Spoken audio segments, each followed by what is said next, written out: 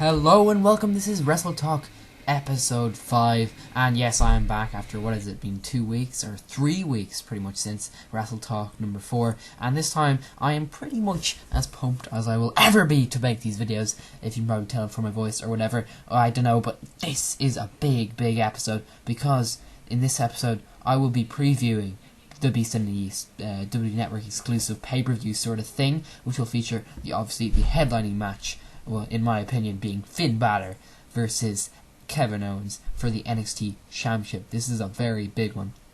And in the light of the, his documentary and all the stuff and all the build-up we have in NXT, which I'll obviously do my review, and my sort of other kind of mini review of the last NXT I sort of missed out on, along with my Raw review sort of look at, which of course, I didn't watch it.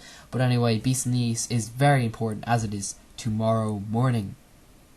Before we get to that, I'm going to go through NXT, a little bit of Raw, but I'll be focusing mostly on, Finn Balor, as you can see in the picture, of course, and Kevin Owens going into that big match. Not to forget, of course, Kofi Kingston and Brock Lesnar.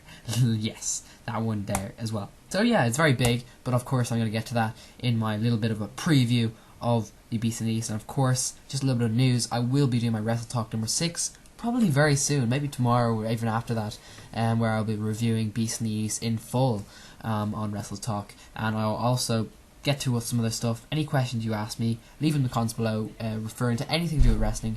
I might do a little bit of Q&A tomorrow, or just some questions I make up, which I will answer based on wrestling in that another Wrestle-Talk, so prepare for that, leave some questions below, coming soon for that video, so make sure that's one of the big things to do, is leave some questions below. Anything to do with wrestling at the moment, the state of wrestling at the moment, anything, and of course I may be talking about some rumors at the end of the video, so, or in the next, sorry, not today, but in the next video or so, but we'll get to that in meantime.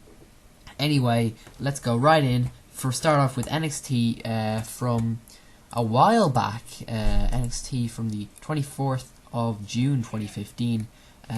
This one featured the return of Hideo Itami, who opened the show with his arm in a sling.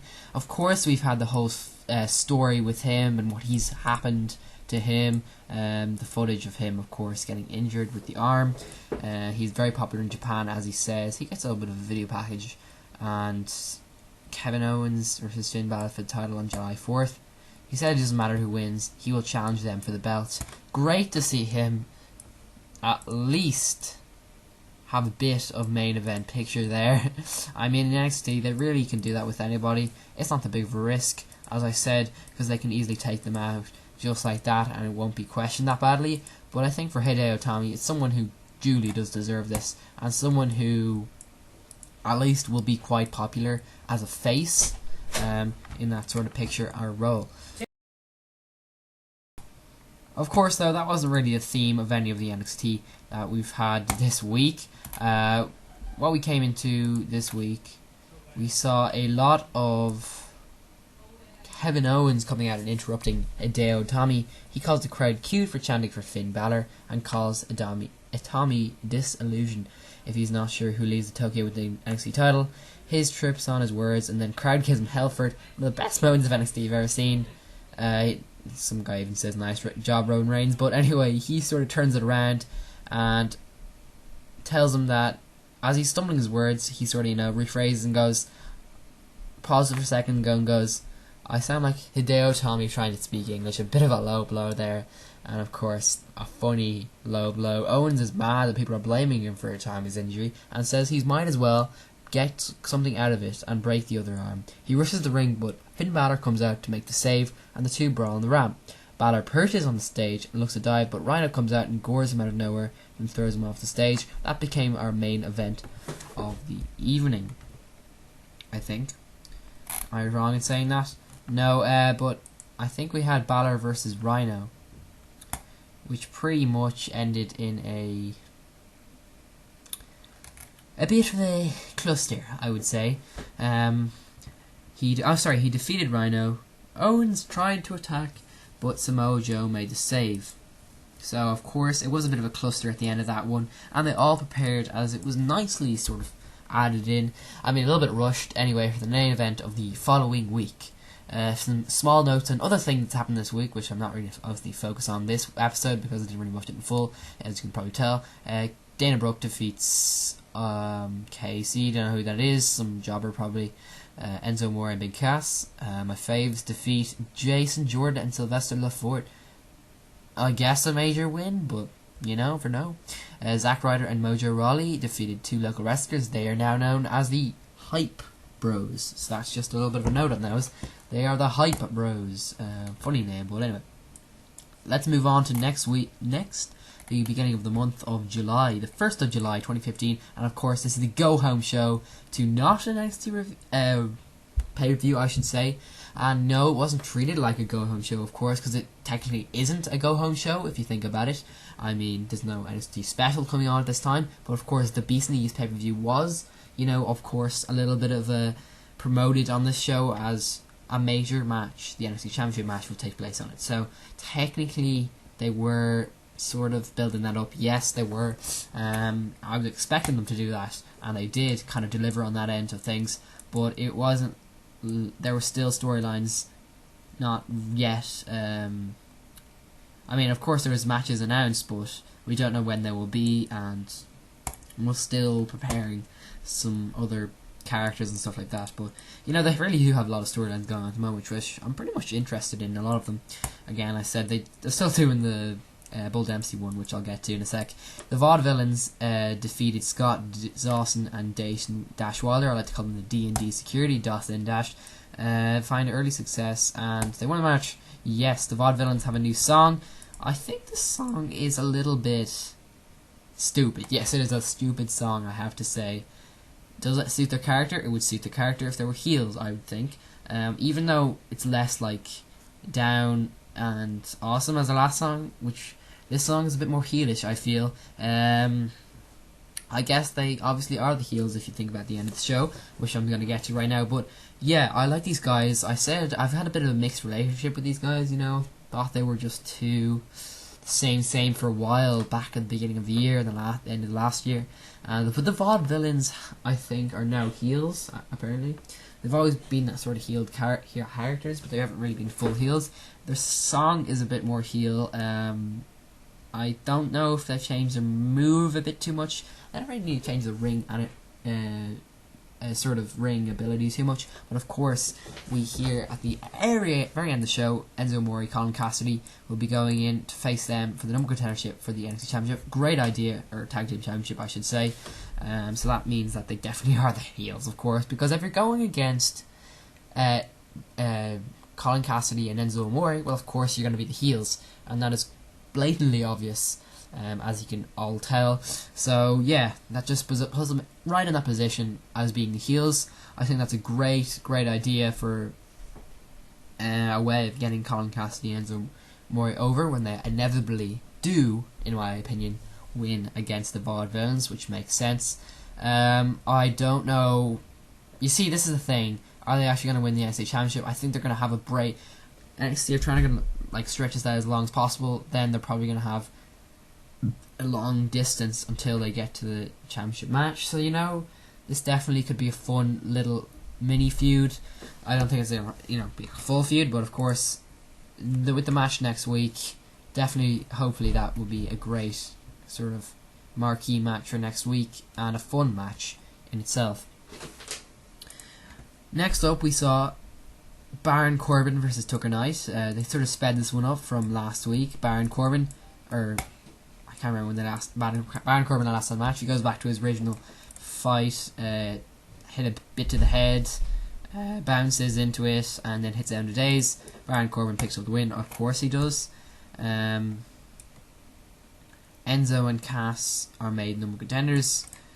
As I said, we see part 3 of the Austin Finn Balor special, which I haven't really spoken of before, but this special, which was all put together and made into a network documentary, which is about 50 minutes long in full, or 5 minutes each, is a really interesting look at Finn Balor's career from, his beginning in the Indies, which is the first episode, his journey to Japan, and a bit of his backstory, which is really interesting. And the third episode, the best episode in my opinion, or the second one and third, I can't remember, but anyway, it sort of delves way more into his character, second and third episodes, and we got to see a lot of what makes him, but also how the character kind of makes him, and how the whole character lifted up, and great interviews, especially, his good old pal, which I only realise now, being Irish buddy old Becky Lynch. So, that's fun. That was an interesting dynamic to hear her talk about him.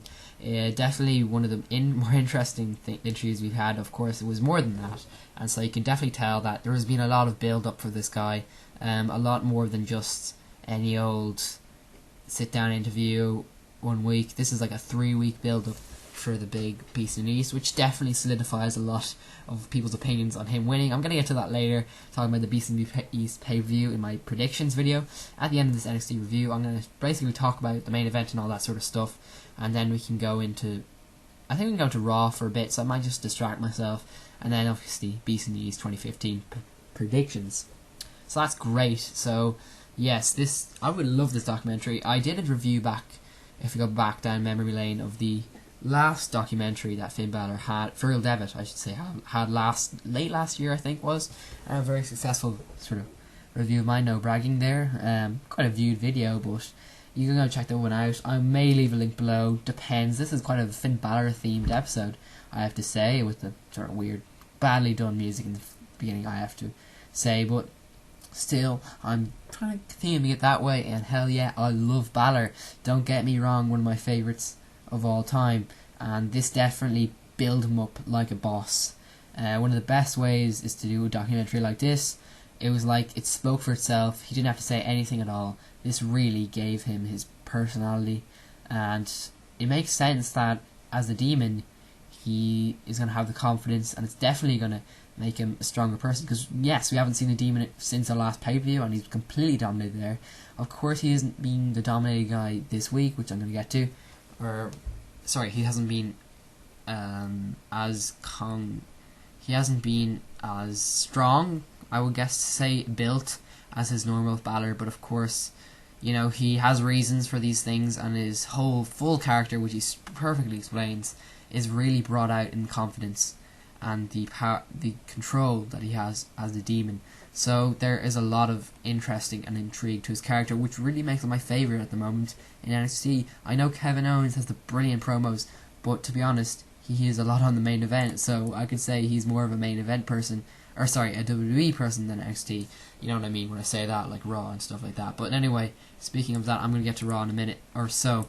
Anyway, Emma gets a new song as well, so the debut of 2 songs this week. Yeah, she uses the Emma Lock to defeat Charlotte, which is interesting. Of course, she's also accompanied by Dana Brooke, who was a cool new attire this week, so definitely a good improvement on those two people. They do have an interview as well, and Sasha Banks comes up to him and has to prepare herself with a tag team partner. We get an interview with Becky Lynch, so of course that's probably going to be her tag team partner. Becky Lynch is sort of facing herself as a face now. She's talking happily, and we know Sasha Banks is a face, so no-brainer choice there. I don't know if they're actually going to do that, but that'd be an obvious choice. So a tag team match feels like the first tag team match they've had, but I know that Becky Lynch and Sasha Banks have faced each other in tag team matches before, so it's going to be an interesting dynamic to see how they work together. I think they'll be amazing together, so that's my personal opinion. Don't know if that's going to be next week or anything, but I know these ultimate heels, you gotta hate them, especially Dana. I don't know why Dana Brooke is quite hated at the moment, so definitely great to have her with Emma, because Emma needs that in order to get that hate, and of course they both sort of have reason to be hated, and I agree that they're pretty much ultimate heels in the Divas or women's division here in NXT. That makes sense. So yes, great booking there by NXT. Bull Dempsey's about to put a chair through a vending machine, but Regal stops him. Bull Dempsey, again, Regal tries to put him in order and says if this happens again, or whatever, he's trying to, get stuff out of the vending machine, of course. That stupid thing that I don't like, this whole story. But anyway, it's typical Bull Dempsey at the moment, always being typical Bull Dempsey, and at the moment he's not really. There's a different way of them displaying the story, which I do like. Okay, yeah, it's a typical he's fat, he has to get his work in order thing type of story, but the way they're doing the story is quite interesting, which I have to give them props for. Of course, they're not just doing it like Well, they're not just doing it like, okay, here he is, and he has a match, and then they sort of talk about him. It's more like he gets all these backstage promos. There was Instagram pictures of him and doing stuff last week, so I guess they're doing a different way of doing a promo or a story, and I definitely think that's a creative way of doing it, so, I've got to give props on that end of things. Bull MC obviously being sort of funny character, but obviously he's typical him, he can do the story, I guess. So, fine.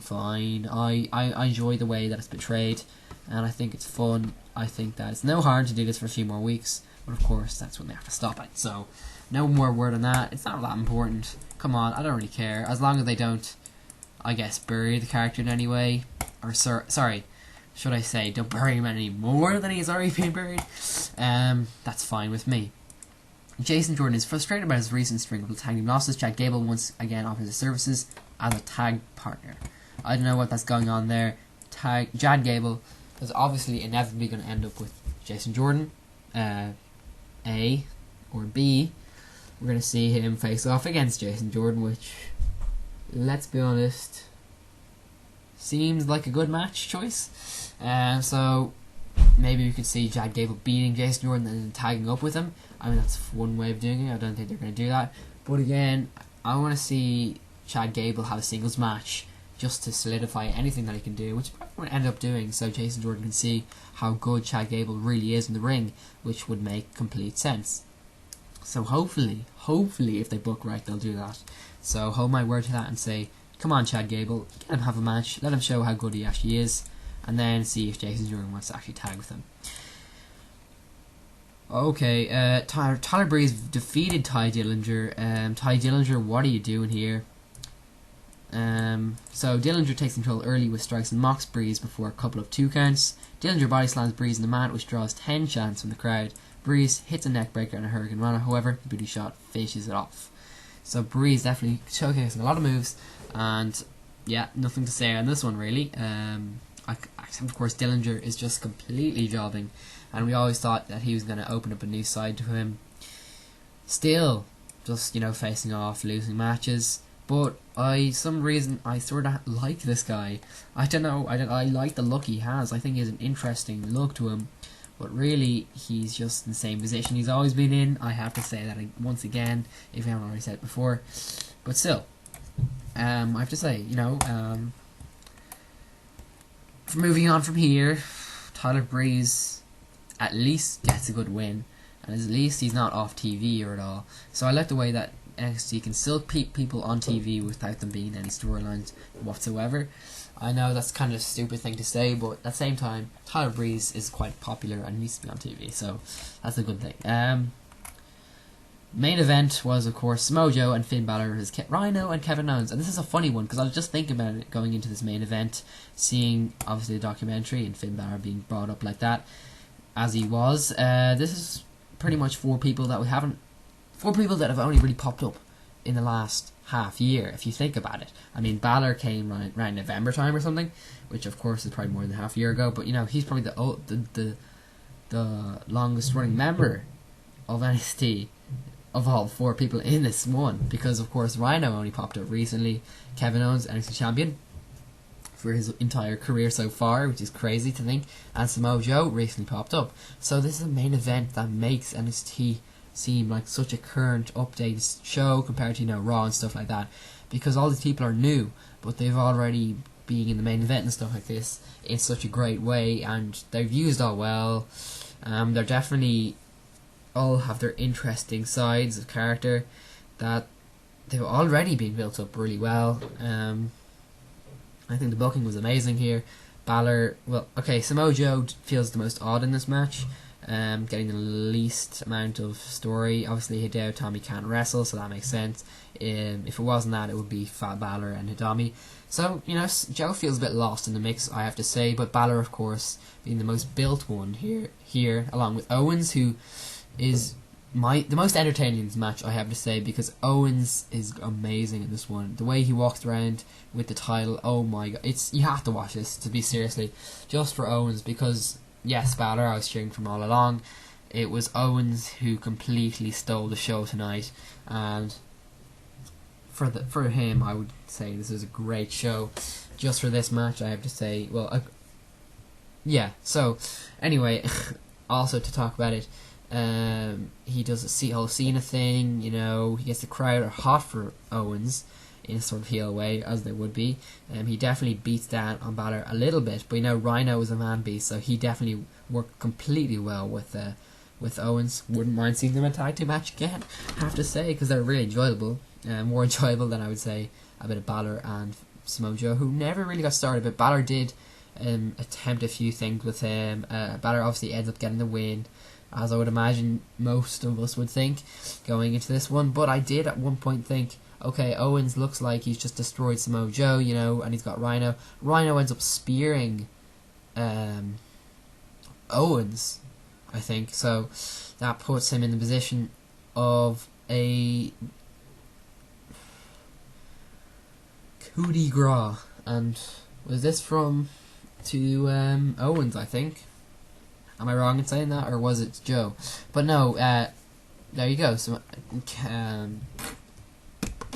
Finn Balor gets the win, but of course he doesn't get much at all wrestling with, or any really wrestling with Owens in any shape or form. Well, a few hits and that's all it happened, which was good because I thought that and expected that. When you're going into Go Home Show for a big NXT Championship match like this, you're not expecting the two challengers to go and face each other properly. So, of course, they were going to just tease that for a little bit, as WWE would do in any way, and they always do, of course, as we see. But no, Balor completely downsold, I felt, in this main event. You know, he got a lot of beaten up from Rhino, which I think was less good than his last match with Rhino. I mean, less strong than he was in his last match, I should say. After winning against Rhino, it really doesn't make sense that he's just been beaten down again by Rhino. Of course, I said there was a good tag team dynamic there, but at the same time, Finn Balor is really downplayed. It feels like Kevin Owens is going to win. I have to get my predictions, of course, but just going into this, I say Finn Balor really downplayed too much, I'd see. He should have got a few more moves in there. I mean, a bit more of a downhill battle on top of, I don't know, I just feel, if you can agree with me in the comments below and say that he should have had a bit more strength in the ring here, because it felt a little bit downplayed too much, I think. And Owens got all the power, and he sort of was, you know, handling that to Rhino, but the ending was just a mistake. So, you know, it didn't feel that good for when Balor won. It didn't feel like he was amazing or anything. So I guess that's a good point in some way, that Balor feels like the ultimate underdog. And even in this match, you could feel that he would definitely had like a 60% chance he would lose this match. So it was all like that. So definitely it was an interesting dynamic in this one.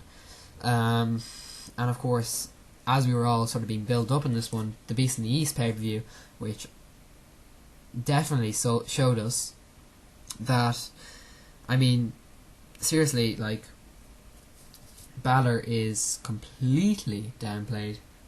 But of course, it was all built up in this match, so you could tell Balor was tense, Owens was tense, so they definitely didn't perform, I guess, on full cylinders this night.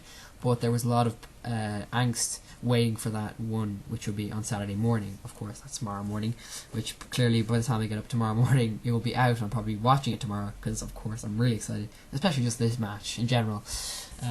Kevin Owens versus Finn Balor for the NXT Championship, if you didn't already know, which I probably have already told you, but yeah, that's a very, very exciting match. So, without further ado, that was the end of the show. I really enjoyed it, as I said, mostly because it was, of course, leading up to the Beast in the East pay-per-view, and I was just really, really excited for this one. So it definitely meant, I guess, a fun time to be had. No, it definitely meant that the Beast in the East, it made it look really good, so I have to give it that props for that. So definitely a match in itself that, yes, it did build up the good show, but it definitely downplayed Finn Balor a little bit too much. Sorry, I'm just not making much sense at the moment. I'm really excited to get to the predictions video. Anyway, I think Raw was a little bit I don't really care about what happened on Raw because I kind of heard it myself. And I'll quickly go through what happened on Raw. Big Show defeats Mark Henry. Ryback defeats The Miz. Paige defeats Alicia Fox. Our United States Championship match, Cesaro defeated John Cena by disqualification. I've heard that's a really good match. May go checking out. May with a bit of inverted commas there. The Primetime Players and the Lucha Dragons defeated The New Day and Bo Dallas. Sheamus defeats Neville. King Barrett defeats Jack Swagger. Yes, Barrett actually wins a match. Wow. And Jack Swagger is back for some reason. I don't know. Seth Rollins and Kane. I say the biggest thing on the show is Jack Swagger's here. How did Jack Swagger get here? Seth Rollins and Kane defeated Dean Ambrose and Roman Reigns. So this was a pretty boring show, I have to say. Mediocre in itself. I've heard the main event was probably the worst bit of the show. Yeah, I've been away during the week. I was away for like 2 days. And one of the days I was sort of just back from my holidays. My other holidays. So, it happened on Monday. I was back on Tuesday. The day after Raw. I heard about all the Raw results.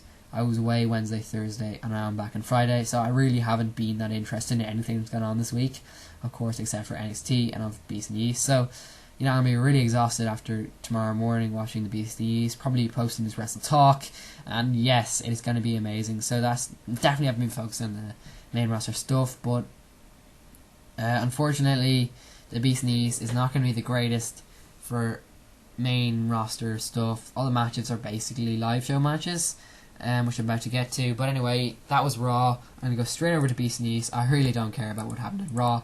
I know the results were very vague there. We can go watch the review. Seriously, I'm going to talk about the Beast in the East pay-per-view. I know this one was just a little bit of a network exclusive. Not even one of the best cards I've ever seen. But, again, it is something that we have to look at. And I will be doing a review for it. So I don't know if everyone else is going to do a review for this, but I will, okay, guys? Anyway, let's talk about it. It's all been built up. I saw a few trailers for this. Most interesting thing about the show is Brock Lesnar, of course, facing off, and all of his promos, it just shows it's saying, okay, Brock Lesnar, before his first match since WrestleMania, and, his big letdown there at WrestleMania, losing the WWE Championship. But, him being back and stuff, and him not allowed to attack anybody. But anyway, Brock Lesnar, new face guy, is facing off. And they don't tell you who's facing against, but it is Kofi Kingston. Of course, people are joking that this is going to be an amazing match. It's so obvious that Brock Lesnar is going to win, 1, 2, 3, like that, like a sort of Baron Corbin type match. It's so obvious. So that's my first prediction. Of course, Brock Lesnar is going to defeat Kofi Kingston. If you think it's going to last more than 3 minutes, I've heard someone say, you must be joking, kidding. Because Brock Lesnar, this is a Brock Lesnar match. It might as well be Brock Lesnar versus himself, because I know that makes no sense, but it's Brock Lesnar. It's just Brock Lesnar. This match is Brock Lesnar. It doesn't matter whoever he's facing against, they're going to lose. And Kofi Kingston, if you believe that this is some sort of building for him, why didn't he win the Money Bank? That would have made more sense, wouldn't it? But no, it's just the person he's just happened to be facing against. It was in the Money in the Bank match, and someone who's also used to be a tag team champion a few weeks ago. So there you go. Brock Lesnar is going to win that match. Our second match of 7 is Kevin Owens versus Finn Balor. Yes, Kevin Owens is the NXT champion as the moment. According to 3rd of July 2015, as of, and that could change in the next few hours. I'm serious, because it's tomorrow morning, early morning, like 5 a.m. Pacific. So by the time I get up and get ready, I could probably watch it live, I guess, tomorrow, because I might be up for this show, so I might actually be watching it live tomorrow. That's very exciting to think of. But yes, in the big match I've also been talking about since NXT and the last couple of months, I would say. But yes, this match, it's confusing, I have to say, because Kevin Owens is obviously a guy who's definitely delved away from NXT, and yes, he's definitely been pretty dominant as of all the main events of NXT still. So that actually kind of brings me to the point of, okay, Finn Balor gets the win. Does that mean that Kevin Owens is going to get the next win? Because, he's won against John Cena. So it's like, if he loses against Finn Balor, there's weird stuff going on there. So if you think of it, it would make sense Kevin Owens to win. But of course, I absolutely love Finn Balor, and Finn Balor is the guy I've been thinking about and supporting for so long, since the beginning of my NXT reviews. In fact, if you go back and watch all of those, you'll see proof of that. So Finn Balor is the ultimate guy I want to win this match. He's been built up so much is going into this. He's put so much into this. I absolutely adore this guy, even more than Kevin Owens, my favourite NXT wrestler of all time. I did say a couple of months ago, I think that either Balor or Idami is going to win the NXT Championship by the end of the year. I believe that Balor's time is completely right. I know that it may not seem, in some eyes, it will seem Owens makes sense to win, but in other eyes, it's Balor, and Balor is the right champion, and I think that it will make him feel even bigger a win knowing that Owens has won against John Cena. So it's like, I beat the guy who beat John Cena, so he'll feel like the ultimate champion. And the Demon, it will just add to the Demon's persona of always winning. And of course, if he just shows up as a normal Balor, then we know that. And of course, we got the extra of added bonus of being in Japan, and you know, the whole Japan thing with Balor, of course, being in Japan, so he's got that whole home crowd, as he would say. He's been there for 8 years. We know he built us up. My God, it's going to be a big reaction for him. I'm so excited. That's one of the most exciting things of the night. It's just Japanese crowd and how the dynamic is going to affect this match. So if they don't put this match on last, I'll be fuming. Okay, maybe it'll be second last, but that'd be great, even that. So that is amazing. That is amazing, guys. And of course, I'm all with Balor. That's who I want to win. That's who will. Anyway, enough of that ranting. Of course, that is the most amazing match, and I'll be watching that straight live, probably straight live on. Probably live. As I said, find out what time it is. Probably tomorrow morning. Hopefully, I'll get up early and watch the Beast in the Ace pay-per-view, and then I'll be able to do a Wrestle-Talk straight after. So, you know, that'll be my fix of wrestling for a while now. I'll be able to rest Saturday, Sunday, and then Monday, Tuesday, Wednesday. Then I'll probably watch NXT Now next week, and the weeks moving on from that. So, yes, it's very, very big match. And moving into our third match, John Cena and Dolph Ziggler versus Kane King Barrett. Yes, I have to note that the rest of the matches don't really matter to me that much. Of course, John Cena and Dolph Ziggler versus Kane and King Barrett. Seriously, this is a tag team match you book. If John Cena and Dolph Ziggler don't win, I'm going to kill myself. No, I'm not.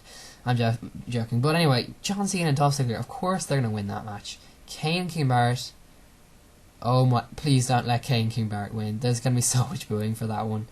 Well, I think there will be. Japanese crowd, maybe they're weird and think that Kane and King Barrett are faces. If that's the cause, then yeah, okay, but come on. Think straight, WWE. Yeah, that makes sense. Chris Jericho versus Neville, that's going to be a very exciting match, and I'm pretty excited to watch that one. Probably one of the warm-up matches to get everyone into the crowd. Into the show, because it's going to be a good lucha. I guess NXT will look. Sorry, the Japanese crowds will love this, because Chris Jericho, homegrown there in Japan, you know, sort of a home warning to him back there, and the whole thing, it's going to be built up. So, yeah, Chris Jericho, that'd be really cool for him to win. I don't know. I guess it'll be even cooler for Neville to win. So, you know what? Chris Jericho's on his last run here in WWE, I feel. He's going to give it to Neville, because he's not even on a run at the moment. He's just here for one match, really. It feels he might be doing a few independent stuff, but he hasn't been featured on TV recently. So yeah, give him the win to Neville. That makes sense. And our fifth match is a Divas Championship match. Triple threat match for the Divas Championship. Our current champion Nick Bella takes on Paige and Tamina. Tamina, how did you get in this match? But no, Nikki Bella will win. It makes complete sense. If they're going to let Paige win, which I think she's the next hire to the championship, personally, it's not going to happen at this smaller type show. I would even say it's just an exclusive network. Of course, Nikki Bella is going to win. Don't even get me started on if she's going to beat AJ Lee's streak as the Divas Champion. Really don't want to talk about that, but of course, she's going to win. Sixth match of the night, the Lucha Dragons, Kalisto and Sin Cara versus the New Day. I didn't realize this was a match, but it is, apparently. Anyway, the New Day are gonna win. I'd say they are. This is going to be a big surprise that they don't win, I have to say. But we also have Cesaro versus Diego in the show, and Diego picks up the gigantic win. So against John Cena. So he's a guy who's everyone loves, one of the best wrestlers who hasn't gotten a big opportunity, such as Dolph Ziggler. Well, who hasn't been used correctly, as some might say. I'm not going to get started on that as well, because of course this whole big Wrestle-Talk is coming to an end. I have to say in the next minute or so, hopefully. Guys, sorry, I'm wrapping up right now. Just to get ended on Cesaro, yes, he will probably defeat Diego. Hopefully, I think he will defeat Diego. That's at the end of the Beast in the East pay-per-view 2015, all centered around Brock Lesnar. Personally, I think it should be centered around Kevin Owens and Balor, or at least just Kevin Owens. Come on, think of it like that. But anyway, the pay-per-view is called Beast in the East. Is probably the first one in Japan, or of our network exclusives, and the first kind of pay-per-view we've seen in Japan ever, or in a very long time, I have to say. So yes, this one is quite an exciting way in lots of ways. Most importantly, of course, Finn Balor. Please let him become the NXT champion. Please, I'm begging you guys. Anyway, yeah, leave your comments below. Even if you have seen this after the big Beast in the East pay-per-view, leave your opinions on what happened on that pay-per-view. What matches you liked, what matches you didn't like. Did Balor win? Please tell me in the future. Oh my god, I don't know. But anyway, any sort of questions you have for my next Q&A sort of thing, for my next Wrestle-Talk, leave them below. Like this video, subscribe to my channel if you like for more content. Click the links below for anything else. Share and favourite. Oh my god, my voice is going. Sorry, I'm really excited. As I would do, especially with this NXT stuff, and you know I love this show. Anyway, wrapping it up right now, have to say, see you all after the Beast in the East. See you next time.